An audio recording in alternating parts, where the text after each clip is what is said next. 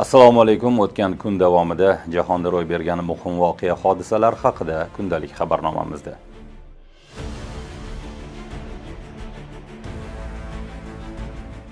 AQSh davlat kotibi Marko Rubio payshanba kuni Yaqin Sharq bo'ylab safarining yakuniy bosqichida Bahraynga bordi. U bu safar davomida Eron kelishuviga shubha bilan qarayotgan Amerikaning arab ittifoqchilariga uni qabul qildirishga urinmoqda.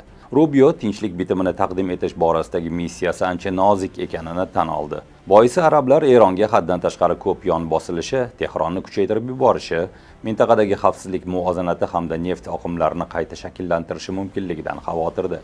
Rubio shuningdek Fors ko'rfazi arab davlatlari hamkorlik kengashi bilan ham uchrashadi. Bu kengash 6 ta sunniy monarxiyadan iborat bo'lib, uning tarkibiga Saudiya Arabistoni, Qatar, Omon, Birlashgan Arab Amirliklari va Kuvayt kiradi. Bu 6 davlat AQShning strategik ittifoqchilari hisoblanadi.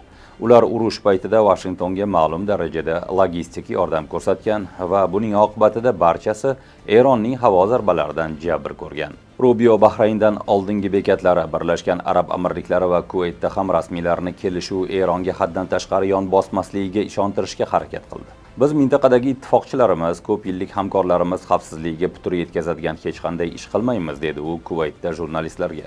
Rubio shuningdek bu safar davomida mintaqaviy ittifoqchilardan hech qanday qayta tiklash jamg'armasiga hissa qo'shishni so'ramasligini aytdi.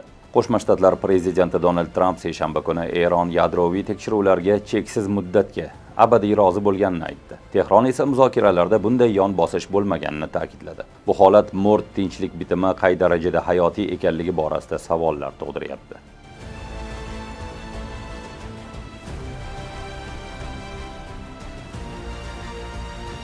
Yigirma 24-iyun kuni kechqurun Venesuelaning shimoliy va markaziy hududlarida ketma-ket ikkita kuchli zilzila qayd etildi. Mamlakat Ichki ishlar vazirligi ma'lumotiga ko'ra, poytaxt Karakasda ko'p qavatli uylar va boshqa binolar qisman yoki to'liq qulagan. Ma'lum qilinishicha, birinchi zilzila taxminan soat 18 da sodir bo'lgan va uning magnitudasi 7.2 ni tashkil etgan. Oradan bir daqiqa ham o'tmay ikkinchi 7,5 magnitudali zilzila qayd etilgan. Tabiiy ofat ortidan mamlakatda favqulodda holat joriy etildi. Prezident vazifasini bajaruvchi Delsi Rodriguez barcha tezkor xizmatlar yuqori shaylik rejimiga o'tkazilganini ma'lum qildi. AQSh geologiya xizmati dastlabki baholashiga ko'ra, tabiiy ofat oqibatida halok bo'lganlar soni 10 minglab bo'lishi mumkin. Venesuela rasmiylari hozircha 32 kishini jasadini topgan, yuzlab insonlar jarohatlangan. Guvohlarning so'zlariga ko'ra, kuchli silkinishlardan keyin odamlar ommaviy ravishda binolarni tark etgan. Ayrim ko'p qavatli uylarning tashqi devorlari qulagani sababli xonadonlardagi mebellar ko'chadan ko'rinib qolgan. Ijtimoiy tarmoqlarda Karakas xalqaro aeroportidagi vayronalar aks etgan videolar tarqaldi. Keyinchalik rasmiylar aeroport vaqtincha yopilganini tasdiqladi.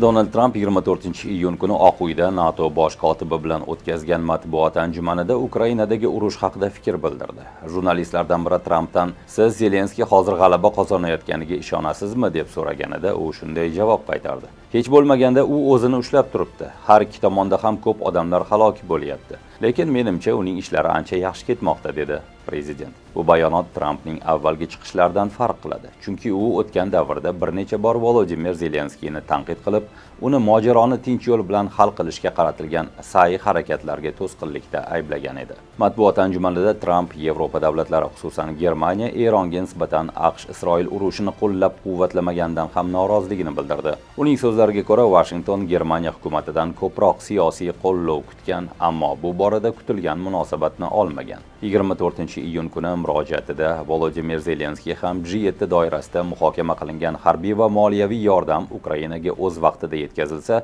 Rossiyani tinchlik muzokaralariga majbur qiladigan sharoit yaratish mumkinligini ta'kidladi. Biroq u buning qanday amalga oshirilishiga aniqlik kiritmadi.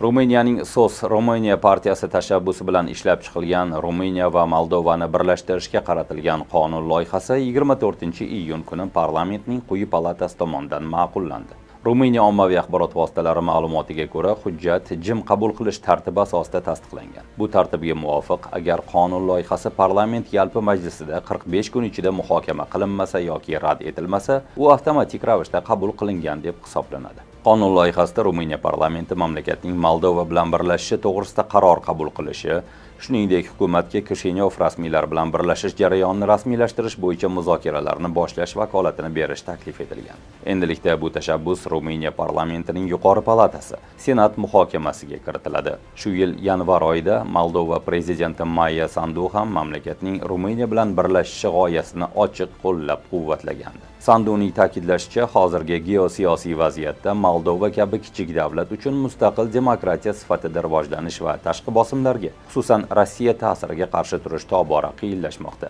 So'nggi yillarda ayniqsa Rossiya va Ukraina o'rtasidagi urush fonida Moldovada Ruminiya bilan birlashish tarafdorlari soni ortib bormoqda.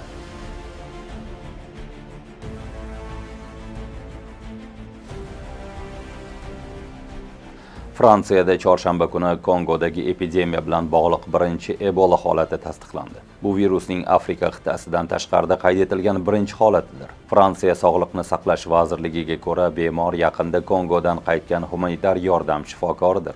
Ma'lum qilinishicha, bemor Kinshasadan tijoriy reysga o'tirganida deyarli hech qanday alomatlarsiz bo'lgan, faqat bosh og'rig'ini his qilgan va parvoz paytida uning ahvoli biroz yomonlashgan. Shundan keyin u Parijga qo'nishi bilanoq darhol tibbiy yordam olgan. Kasallik yuqish xavfining oldini olish uchun u Fransiyaga kelishi bilanoq to'g'ridan-to'g'ri shifoxonaga olib borilgan va izolyatsiyaga olingan. Bemor tanasidagi virus yuklamasi juda past bo'lgani aytilmoqda. Vazirlik erkakning ahvoli barqaror ekanini aytdi. U bilan muloqotda bo'lgan shaxslar esa 21 kun davomida uy karantinida qolishlari kutilmoqda. Epidemiya paytida virus yuqtirib olgan amerikalik shifokor bundan oldin Berlindagi shifoxonaga davolanish uchun olib kelingan edi va o'shandan beri u butunlay sog'aygan. Amaldagi epidemiyani jilovlash juda qiyin kechmoqda, chunki virusning Bundibugyo shtammiga qarshi tasdiqlangan vaksina yoki maxsus davolash usuli mavjud emas. May oyida epidemiya e'lon qilingandan beri Kongoda 1000 dan ortiq tasdiqlangan holat qayd etildi. 3 provinsiyada 260 dan ortiq kishi vafot etdi. Bugunchalik bizda shu. Ko'rishguncha.